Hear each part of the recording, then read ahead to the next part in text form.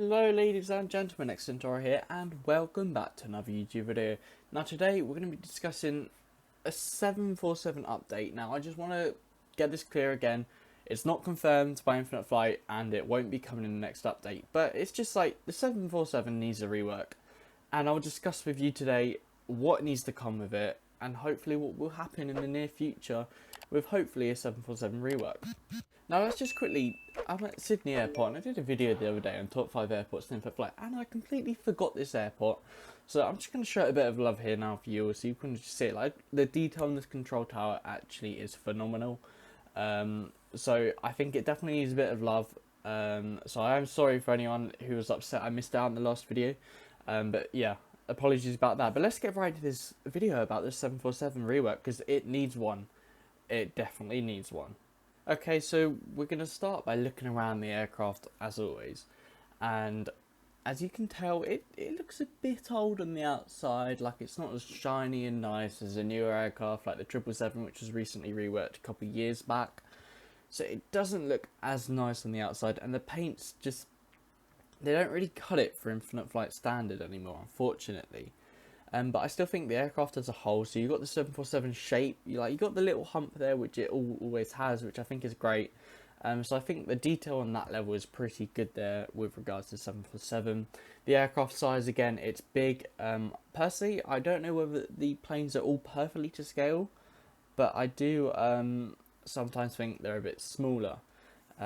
So now we're in the interior of the aircraft, and look, of course there's no interior, and this is something which will have to come in a 747 rework.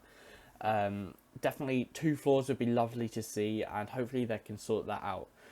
So now we're going to move on to the cockpit. Now the cockpit is one of the most important features in an aircraft, of course, especially with an Infinite Flight where they're bringing in live working cockpits now. So you can see this cockpit is just pretty much stickers. Of course it's got a moving thrust and everything, which is quite cool, but now when you look at the ceiling you've got a few 3D buttons and then just stickers. That's literally the easiest way to describe it. It's just stickers on the roof. So with a full cockpit rework, what we'd see is definitely a 3D cockpit, we'd see more moving stuff, we'd see a live cockpit, and the attention to detail at the back with the files, they'd be 3D of course, and all of this detail would be complete. Now this is something which of course again would be rather important with the idea of a live working cockpit, which is something we'd obviously love to see. You can see down here, so of course the colour would stay the same in the cockpit, but even the resolution and the 3D rendering of the cockpit would be much better than what we currently have. So that's the cockpit, of course, for you. Lots of work needs to be done there. Now, moving on to the engines. Now, to me, engines are the most important bit of the aircraft. And to be fair, on the 747, they're pretty good. Like, when we compare it to the A380, which I showed you all in the last potential rework video, these engines are a lot better on the 747. So, I don't think they would actually need much work. There's something else, so when you do the reverse thrust upon landing, which I'll show you all towards the end of the video, that bit needs a bit of work, but when in terms of the engine blades and everything, and even when the engine's on, I think it's pretty good for the 747. I don't think much more work needs to be done with it, in all honesty, and I do think they are pretty good. So that's my opinion there on the engines, and I think the engines are very good and need minimal work. I think they probably need the least work out the whole aircraft, even so you can also see now in the corner where the gear stick are, you can just tell that they need a little bit more work. So of course you'll see it all later with a takeoff and landing clip that I'll show you, but I think that bit of the aircraft definitely needs a bit more detail. So let's move on to how easy it is to actually fly this aircraft, because that's also very important with a mobile flight simulator, of course. Alrighty, so I've literally now just skipped to the bit where we are literally taxiing onto the runway. So we are pretty much at the holding short location for the runway at Sydney. Now I do believe I'm taking off on the wrong runway, but I was in solo mode and there was no wind active, so to me it didn't really matter. So if you are someone for professionalism, I'm sorry, with these like cinematic clips you will not get it. Now I think the aircraft is a bit too easy for taxiing, so I feel like little throttle would have a lot more acceleration, but I did have a very little amount of weight on the 747, which will be a contributing factor to it. Personally, I felt like it accelerated a little bit easier than you would expect. So with the 777, it takes a lot of throttle to accelerate, but here I was doing like 60-70%, and the aircraft was moving so fast. So that might just be a 747 feature, which is general thing across 747s. Again, I don't know, I don't actually fly one. You can see the control tower there in the background as well, which looks amazing. And look, the aircraft takes off very quickly.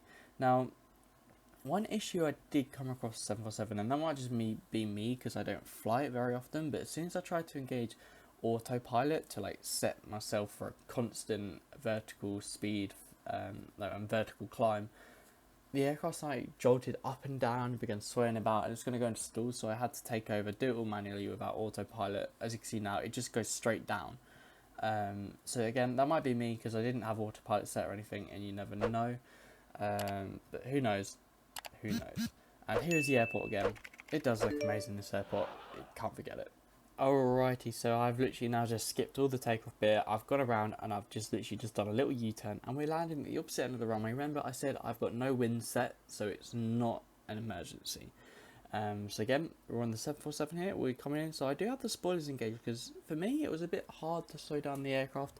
Even when I pitched up a little bit, I find speed something a bit hard to control on the 747, but I do have to remember it's a big aircraft, so it can sometimes be hard to control. Now what I'm going to do is I'm going to just move us into the cockpit here. I'm just going to show you like reasons why you can't actually at the moment land with just the cockpit.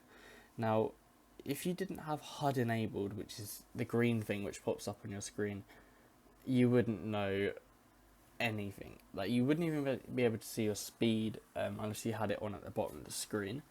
So again, it's a nice view there of the cockpit, and I think it would look good with a live cockpit, of course. Now moving out, we're very near the runway, so of course I brought down the landing gear, and I feel like the landing gear normally, in most aircraft, it reduces your speed by quite a lot, and I feel like here with the 747 it didn't. Now I had to land very slow again because I had minimal weight. I don't even know if I had any passenger or cargo weight, which of course would be probably a contributing factor or the reason why I found it so hard to control my speed and altitude gain at the start. Sorry. So again, 747, just getting another little view of the outside now. I do think it needs a bit of work with the speed. The flaps go up and down, which you'll see again. So I retract the flaps once after I've landed, of course, and pretty much off the runway, and you'll see how quickly they just go up. And again, it hits me with realism. I feel like the flaps and that retract slower in real life, but that might again just be me having weird expectations. So now I spoke about the landing gear earlier on in the video, and just having a look at the landing gear, you can see there's good detail on them, but there could be better detail. And by that I mean they can be much better, pretty much. So here it's quite a nice easy aircraft to land with just the HUD. As you can see, we're just about to touch down, and there we go. So again, you asked me, it's a very smooth landing. I found it easy to keep the nose up, maybe a little bit too easy to keep the nose up. We might be near a tail strike. No, I didn't tail strike, well, that was a close one.